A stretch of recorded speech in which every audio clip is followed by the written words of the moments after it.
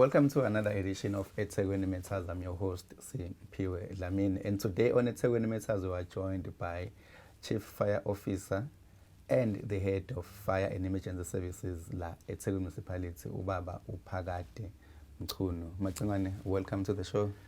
Now, thank you very much for having me on your show, Sibalkhulu. Thank you very much.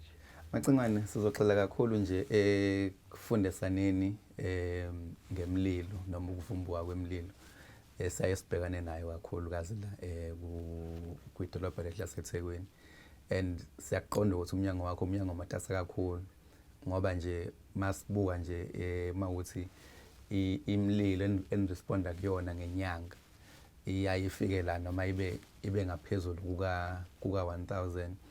Siqala ubusika manje, ngabe yini mhlawumbe singayilindela? Sibalkhulu, kuningi esingakulindela kulesikhathi sokungena kubusika.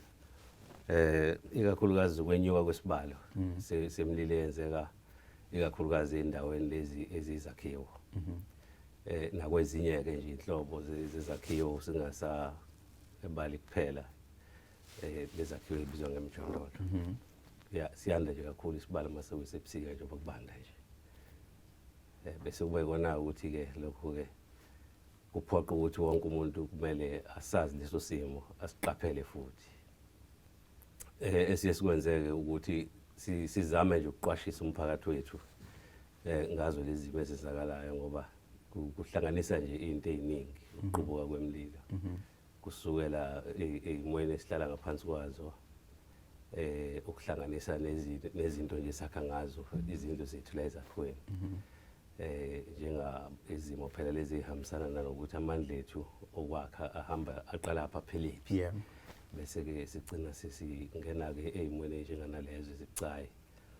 Kodwa-ke siyakukhuthaza ukuthi abantu bakithi bazame ngokusemandleni ukuthi sibe njenganaleso noma bakha noma behlala endaweni, kodwa bazi ukuthi kufuna basibhekelele isimo esingase siqubuke esingagcina sesithatha nemphefumulo. Yes. No, kuyazwakala Macingwane. Mhlawumbe masibheka la mhlawumbe ngabe yizakhiwo enjani uthola ukuthi izona ngempela ezicontribute kakhulu kule mlilo le esikhulume ngayo, sethi mhlawumbe ngenyanga yena niya respond mhlawumbe kwimililo engaphezulu kuka 1000? Ngokwezibalo zethu zanyanga zonke kuhlala kucaca nje ukuthi izakhiwo lezi ezibizwa ngemjondolo ikakhulukazi izona ehamba phambili ekusinikezeni ibale ezinkulu zomlilo. Okufike kube kakhulu kunokuqubuka kwemililo ukuthi ilapho kahle kahle abantu balahlekelwa khona kakhulu imphefumulo. Ngokwezibalo sijwayele ukuthi sibe nazo inyanga nenyanga. Njengoba usho nje Sibalkhulu, uqinisile sivama ukuthi sithole izimo zemililo ezingaphezulu kwe-1,000 cishe njalo ngenyanga. Kuzona ungathola ukuthi ama-80 ekhulwini asuke eqhamuka kuzona izakhiwo lezi ezibizwa ngemjondolo. Uma sesibala-ke ukulahleka kwemphefumulo inyanga nenyanga kuhlale kusicacela ukuthi ilapho la kutholakala ukuthi khona abantu balahlekelwa imphefumulo, okusikhathaza kakhulu-ke ngoba isimo lesi kufanele kuhambe eqinisweni sinqandeke, ngoba akekho umuntu kufanele alahlekelwe umphefumulo wakhe noma yikuphi la ephila khona. Macingwane, I want us now to get to understand your department better. Most people, they think that all that you do is to extinguish fires. When there's a fire, we call the fire department or the firemen, but there's more that we actually do as the fire and emergency service department. Can you just expand on that? Tell us more about your roles and responsibilities as this department. Well, Sibalkhulu, the very important part of our work as the fire and emergency service is to prevent fires from happening.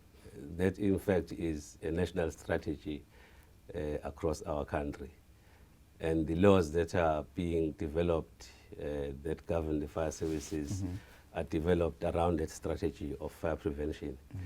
So we put fire prevention first and foremost, and we do our best to capacitate our section that deals with the bylaw enforcement.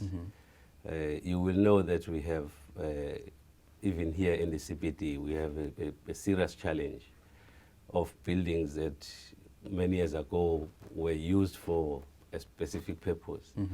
But suddenly, as years go, you find that when you get to that building, it's something else.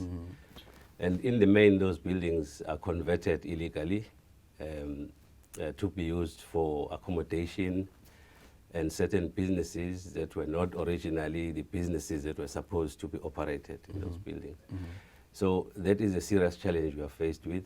That is why our fire prevention strategy speaks to try and address those issues.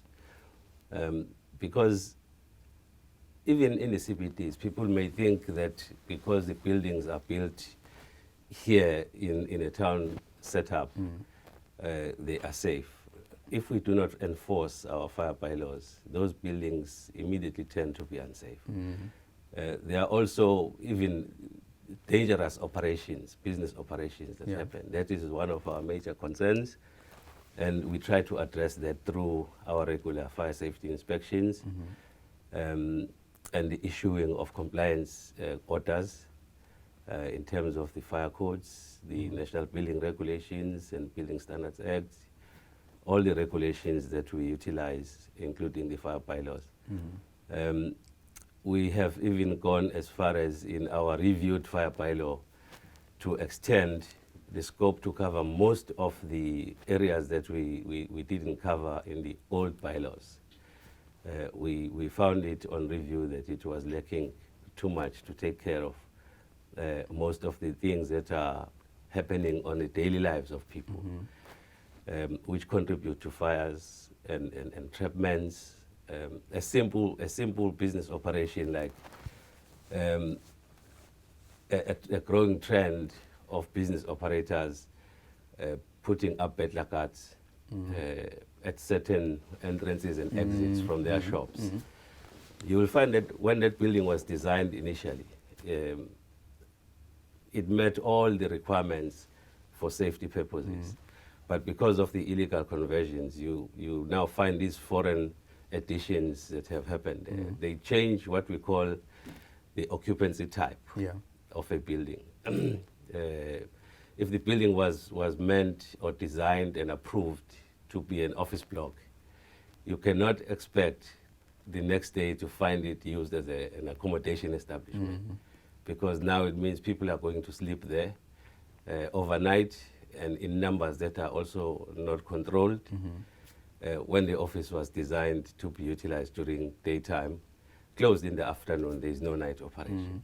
So those are the challenges that we are faced with, which we are addressing through our fire prevention strategies and programs that we have that are ongoing. On top of that, insofar as trying to address the issue of the informal settlements fires, we are continuously developing programs where we engage at local level, at ward level. And we work closely with our ward councillors so that we can get to speak to our communities about these issues. With the hope that whatever messages that we leave, the people are going to start practicing different behaviors. When you go to the south of Durban, there's a lot of industries there, and we've seen you guys responding to fires there when factories, they caught fire and stuff. Do we have an evacuation plan or a strategy? Well, talking about South Durban Basin, you're talking about one of our areas of high intensity when it comes to any types of fire that break out there. Well, firstly, it all starts with the level of awareness from local communities in terms of their surroundings and the exposures that they are exposed to on a daily basis. So working with disaster management, there is a disaster management plan that really takes care of that. But it's an ongoing, evolving situation where, because communities also change, people come and go, they will live here and at some point they relocate. Yeah. So it's one of those things that are ongoing. But yes, there are plans that we implement whenever there are fires in those areas. But one has to also remember that not every fire can be said to be a disaster. You know, it's just that the impacts of each fire vary from the basis of what is actually involved in a fire. One understands that if it's a chemical, for example, in the South Devon Basin areas, it's got immediate impacts in terms of the health of people in the vicinity, and hence the issues of evacuation come in for consideration. When under the normal factory fires, you know, you would find that we don't necessarily have to start thinking about evacuating people. We focus on containing the problem at its source and make sure that we remove it from people as fast as possible and return the situation to normality. So evacuation is a major operation when it comes to that. Yeah. So decisions of evacuation, people lie in the implementation of the disaster management plan. Once everything has been assessed in terms of what exactly we're dealing with at that point in time, some incidents would be chemical spillages during the normal business operations, and where we would be concerned with the type of chemical and its properties, how it reacts to whatever other materials that are in the vicinity, and what its effects are on human health and so on. So all those things get taken into consideration, and at some point then those facts gathered together will inform whether you need to evacuate people or not. Yeah, because it comes with its own implications if you get to that stage. Yeah, but also, Mchunu, I think what will assist as well is that, you know, I mean, there's a lot that you don't understand about your role as fire and emergency services unit. You know, if I may just take you back, there's a building just up Smith Street. It's known as China City, if I'm not mistaken. In China Emporium. China Emporium, yes. That building, your members, your department in particular, or the municipality, got a lot of backlash from members of the public. Like, why are we having the fire personnel station there 24 hours a day? What? Can you just take us through what was going on there so that we can understand why there was a need for your team to be stationed there and making sure that that building does not... that incident developed very, very fast, and decisions had to be taken very, very quickly. We were fortunate on the day of the incident that we had access to structural engineers in the first few hours when the fire broke out.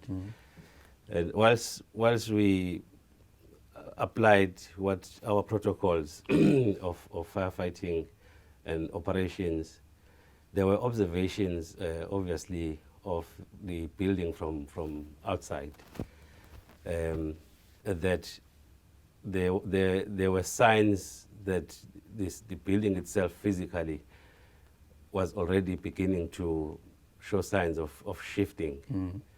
So in terms of building construction and all those theories, those are some of the factors that we consider at any given time during firefighting operations.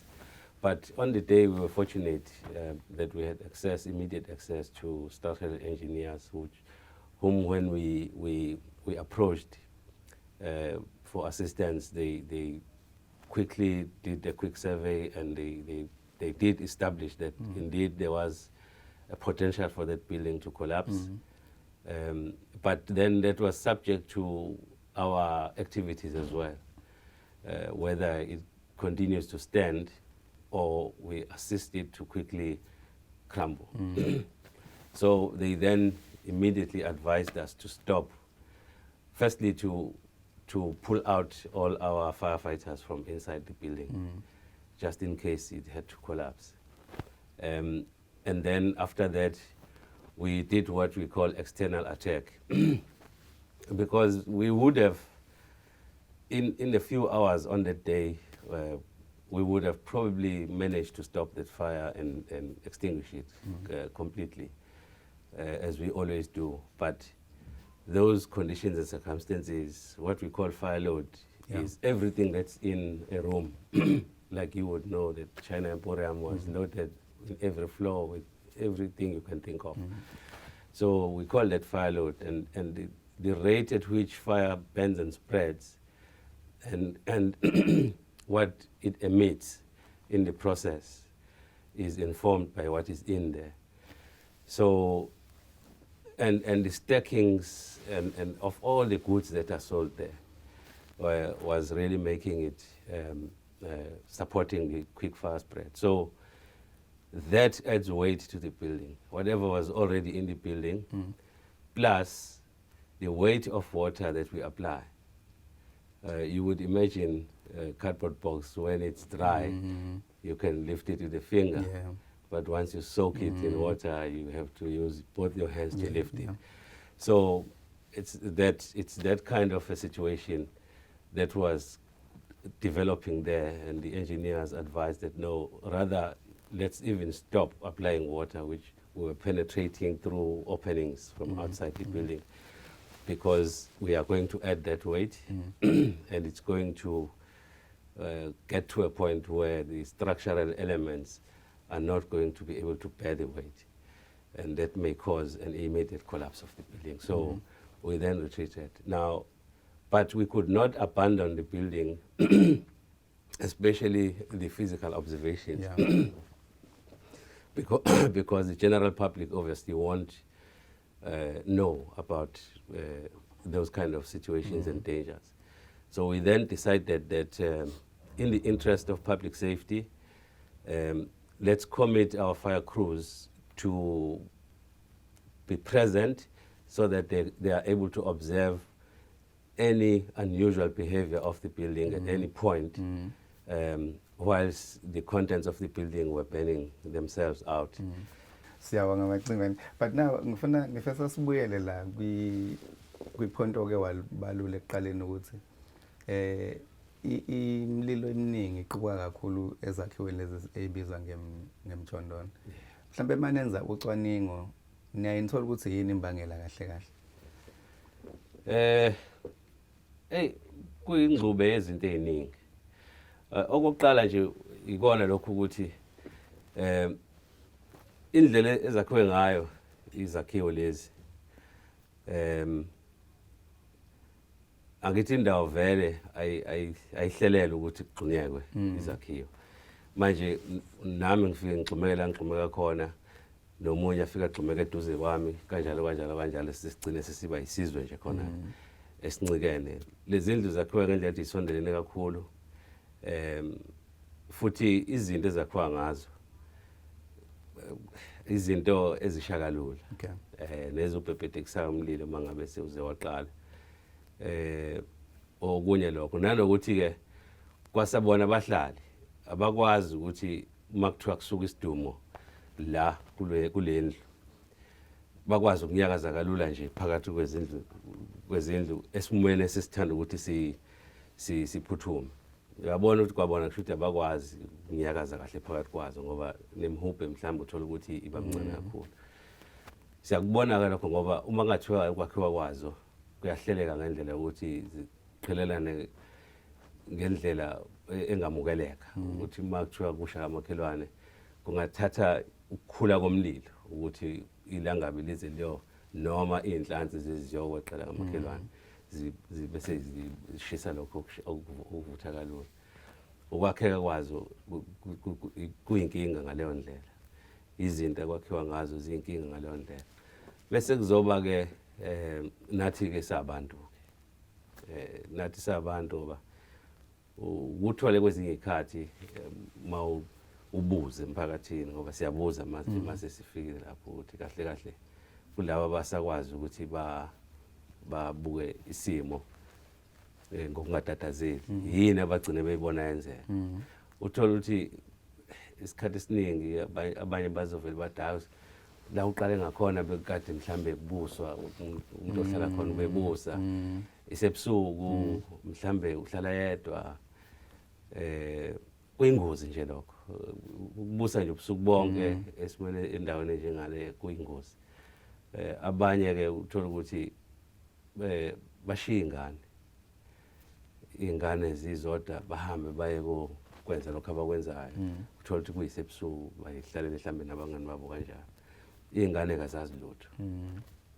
Uma kukhona into nje khona la endlini mhlambe ikhandlela esetshenziswa ukukhanyisa, mhlambe umetshisi osetshenziswa ukulayitha, mhlambe isitofu sika paraffin kanjalo kanjalo. Izinto ezisebenziseka kalula esiphila ngazo. Uthola ukuthi sekudlaleka ngalezo zinto. Kubuye kuhlanganise ke nako nje ukuthi mhlambe abanye abantu baye bathi mhlambe emdala esebenziselwa ikhandlela elele mhlambe uthola ukuthi uyazazumeka ungekona ukuthi mhlambe ubebusa azazumeke kanti izinto ezikhona la endlini izinto ezophela maliphela ke ikhandlela seliyashisa. Hayi ke nalenkinga enkulu ke khona ke akamuva inxaka lezi zintambo zikagesi ezixhunywe ngokungemthetho. Inkinga enkulu ke nje le kakhulu. Inkinga kubona njengasekudaleni imililo ibe inkinga nakuthina uma sekuthiwa kufanele sifike lapho sosebenza. Ngoba zihamba phezulu ezinye zihamba phansi ezinye zihamba phakama ngokhalo lwakho. Kahle nje mase kumnyama ufika uzosebenza la zigcwele khona lezi zintambo awazi ukuthi uhamba esimene esinjani kakhulukazi makuyisebusuku. Kuba nzima kakhulu. Nazo ke lezo zintambo ziyawudala umlilo. Inkinga le esingazi ukuthi iyonqandeka kanjani ngoba izoqhubeka nokubulela abantu mangabe kuqhubeka nokuthi kube nezintambo enjenganalezi. Nakuthina ziyingozi nje enkulu uma sisebenza. So Macingwane mase ngiyakuzwa lokho okuchazayo kodwa mase nifikile khona niphinde nibe nenkinga yokungena ke manje ngoba indawo zisondelene kunzima ukuthi ama-truck emlilo akhona ukungena bese kuba ile intambo lezi ke nazo engase zibe ingozi kubasebenzi bethu as well. Kuhlanganisa nje konke lokho. Ithemba lethu selilele enhlelweni lezi zika human settlements. Ngoba kunehlelo la badile khona nokuthi zenziwa kanjani zibe ngcono izimo kulezi akhiwo lezi ezisuke zingekho hlelweni mhlambe lokugudluza. Bese kuba nenhlelo ke zokuthi ke yini mhlambe engafakwa ezokwenza ukuthi kuhambeke kalula. Kuhlanganisa nayo indlela lezi ukuthi sifake imoto. Uma sisebenzisana naba human settlements ilokho kakhulukazi thina esisuke siphonse sivivaneni ukuthi akubhekeke ukuthi kuyenzeka noma ngabe kuthiwe kuzoba umgwaqo wodwa ongenayo ubese ufika uphela ujika muzokwazi nje ukuba la kujikwa khona kube banzi ngokwenele ukuthi engine fire zikwazi ukufika ijike lapho. Kuyasiza lokho kwenza kube ngcono. Namanzi ke ama fire hydrant awekho isikhathi esiningi akuduze ngophela kusuke kungahlelelwanga ukuthi kuzohlala abantu lapho. Uthola ukuthi sidinga siwathole kude mhlambe silokhu siwalanda ngemoto sisebenza phela siwalanda sisebenza phela sisizwe nama water carrier ke lawo siwasebenzisayo. Konke lokho kuyinkinga kodwa ke ukubhekana naso leso simo ngoba isimo vele esikhona. Sinohlelo esilubiza ngokuthi ama emergency response plans endawo lezi izakhiwo zemjondolo la amaqembu ethu ngokwe-stage ne-stage kunesidingo sokuthi bahambe kuyona yonke imjondolo yakhele i-stage sabo. Bafike bazibheke lezi zinto bese bezihlela kahle bazibhale phansi zihlala zisefayilini zihlale ziseyimotweni kwenzela ukuthi ngoba lokho kusiza ekutheni makusuka isidumo endaweni ethile mawuthatha le file uyabheka okay ama-hydrant siyawazi amamalapha indawo esingangena kuyona singangena la kodwa sizogcina la sesiyazi nje ukuthi sizosebenza kanjani noma kuthiwa kungene isampela kodwa siyasugcina yaphi amanzi bese siwathola mama kuphi lawo amaplan ayasiza enza ukuthi kuba ngconywana ukusebenza. Yes Mchunu, so mase sesiyithola kule nkinga le yokuthi nangu umlilo usuqubukile mhlawumbe yini into yokuqala esiyenzayo?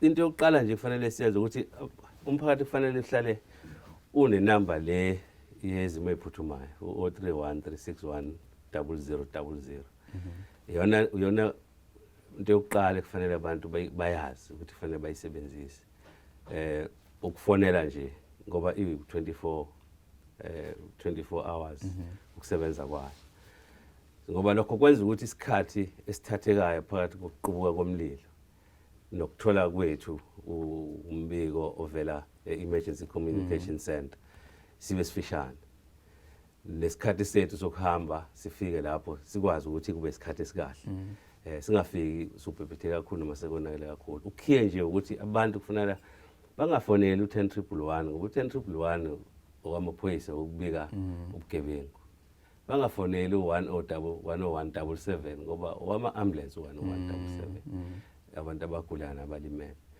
u3610000 wenza ukuthi ifike ngqo umbiko okuthina sikwazi ukuthi sikhishwe ngaso leso sikhathi sinciphe isikhathi sokuhamba kwethu sifike lapha kungakabonakala kakhulu sikwazi ukuthi sheshe sinqane manje isikhathi esiningi ke abantu bavama ukuthi uthola ukuthi basebenzisa lezi ezinye inamba ezamaphoyisa lezi ambulance kuyima besazoyidlulisa ke futhi labo ngendlela abasebenza ngayo bayidlulisele kwi-control room yethu mhlawumbe uthola ukuthi sidlule endaweni ey'ntathu ngaphambi kokuthi ifike kwi-control room yethu lokho ke kuyasibambezela kakhulu sifike abantu sebethukuthele sebekhala ngokuthi kade besibizela sifike kanti umyalezo uphuzile ukufika manje bengenza kanjalo kodwa ke okubaluleke kunako konke ngesikhathi ke mhlambe bisafunana naleyo namba umuntu kufanele mawusuqalile umlilo endlini kufanele aphume angazami ukuthi alwe nawo ngoba abanye abantu kwesinye isikhathi sike sibafice bephangalalile mhlawumbe ngasefasteleni noma ngasemnyango indawo nje sivama ukuthi uthola ukuthi mase siphenya sesibheka umuntu la ephelele khona lo kuthiwa udlule nawo umlilo uthola ukuthi phansi kwefastela mhlambe omunye kuduze komnyango omunye kuphezulu kombhede okulula ukubona lokho ukuthi lo ubelele kodwa laba basuke benonyakazo okuthile kwesinye isikhathi abanye kade basuke bezama imizamo yokwenza okuthile awukwazi ukulwa nomlilo ungenazo insiza ezifanele nalokho ngoba izinga lokubhebhetheka kulezi zakhiwo nane izinto kwakhiwe ngazo livele libe likhulu ebusuku angazi ke kwenzeke kanjani umoya uvama ukuthi ukhuphuke ngakube ngamandla nje uma uqhathanisa nasemini ezinye zezinto lezo othola ukuthi zenza nje uvele nje umlilo ubhebhetheke ngokusheshsha ingakho kufanele vele uphume nje uqekelele ukuthi abikele umakhelwane ukuthi kanje bese loyo nenamba ngokusheshsha asithinte ukuze sikwazi ukuyithola ngokusheshsha i-call bese siphuma ngaso isikhathi sikwazi ukunciphisa isikhathi sokuhamba ngoba phela sibhekana nezinto eziningi ekuhambeni siya nje emlilweni owodwa kune traffic ebusuku kwesinye isikhathi ibangconywana traffic kodwa ke uyazi ukuthi muva nje indawo eziningi imigwaqo sinama speed humps nama speed bumps kuyasinciphisa ijubane esihamba ngalo kufanele sikade konke lokho ukuze nathi singavelelwa ingozi endleleni singafikanga nebanga ukuthi kusha mama kuphi nakho kuyalukhuza konke lokho kubalekile ingakho ukuthintwa nje kwethu ku-031 361 0000 kubaleke kakhulu kodwa aphume umuntu endlini ayishiye siyaqonda ukuthi kusuke kukhona into ezibalekile njengama-ID esiphila ngawo ukuze impilo zethu zikwazi ukuya phambili kodwa kungcono ukuhluphekela kuyofuna i-ID yenye kunokuthi ulahlekelwe umphefumulo wakho ngoba kuhlupheka umndeni.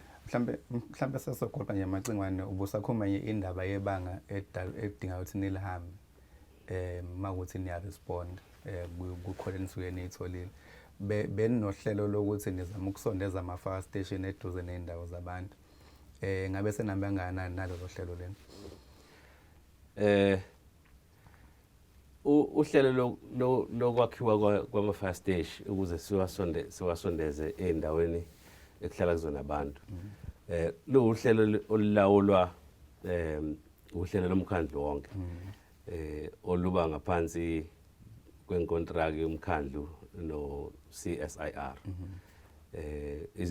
izinto njengama-fire station, amakliniki, iy'kole kanjalo u-CSIR wenza lo msebenzi ukuthi asiluleke. Ngakho-ke akubi sekutheni mhlambe sicabanga ngaphandle kwalolo hlelo kona kusekhona la nekhala khona kangangokuthi kulo msebenzi nje wokugcina ka-CSIR sicelile ukuthi akasibhekeleke manje indlela esingayisebenzisa ikakhulukazi izindawo ezamakhaya zetheki la uthola ukuthi indlela yokufinyelela khona ayilula kakhulu. Akasibhekeleke indlela ezinye singayisebenzisa ukwenzileke lokho sisafunda-ke lokho sibone ukuthi kusitshela ukuthi iziphi ezinye indlela ezintsha esingayisebenzisa ngoba akuzona zonke indawo la umkhandlu ungakwazi khona ukuphumelela ukwakha iy'teshi njengoba zikhona nje ey'nkulu. Sekufuna sibheke ezinye indlela-ke ezingekho ezingeni lalezi iy'teshi ey'nkulu kodwa ezizosinikeza umphumela ofanayo ukuvikela abantu. Kodwa ngicabanga ukuthi kukhona ibanga senilihambile ngoba masithatha ukubheka mhlampe i-region ne-region manje isinayo i-fire station. Ngiyakhumbula nje khona ibesiyivula everywhere. Nakhona lezo iy'teshi zokugcina esizakhile eminyakeni cabanga ukuthi ayibe 10 edlule zintathu iy'teshi esesizakhile sayiqeda isebenza manje ngayo inhloso yokwandisa ilokhuzana yokunweba usizo ukuthi lisondelele kubantu endaweni ezazingekho khona phambilini. I-Verulam sigcine ngayo lemva kwe-Cato Ridge nomkhomazi okuyiteshi ezintsha. Mawuye ezansi ngasekupheleni kwendawo yethu umkhomazi nawo usewukhona.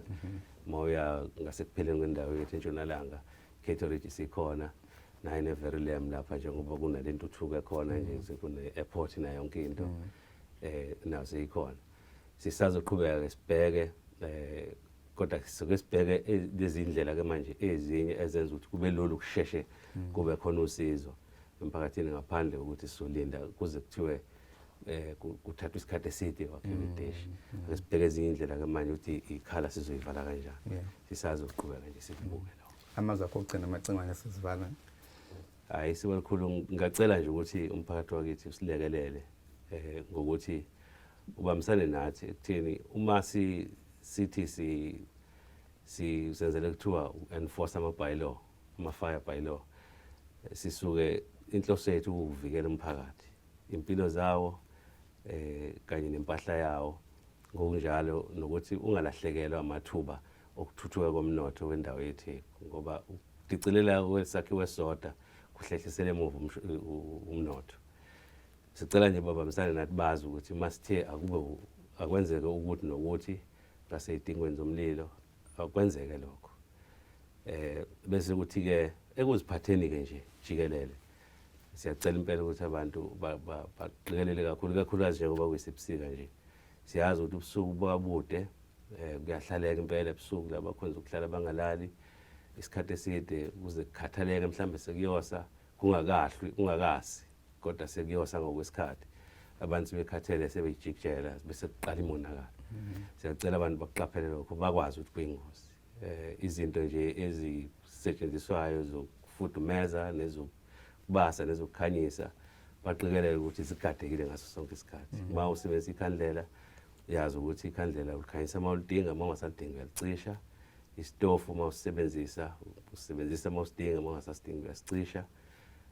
Ungasibeki futhi zonke lezi zinto ungayibeki endaweni la kulengela khona izinto njengamakhethini, iy'ndwangu zamatafula kanjalo kanjalo. Akuthi nje qekelele kwenze ukuthi uma kwenzeka kuba khona into eyonakala khona uyibone ngisho ungena emnyango ukuthi awukhona into eyonakala endlini ngoba ubona lento oyisebenzisayo impahla yakho ungaboni ngoba usubona ngekhethini kukhuphukile ngapha ngekhethini. Ilezo zinto nje ezibaluleke kakhulu. Siyazi ukuthi indawo kwesikhathi ibancane sisebenzisayo kodwa ke lokho nje sikuqikelele ukuthi singasondezi izinto ezivuthayo ey'ntweni ezingokheleka. Well, that is how we're going to end our discussion with the Chief Fire Officer and the Head of Fire and Emergency Services Unit, Mr. Phakade Mchunu.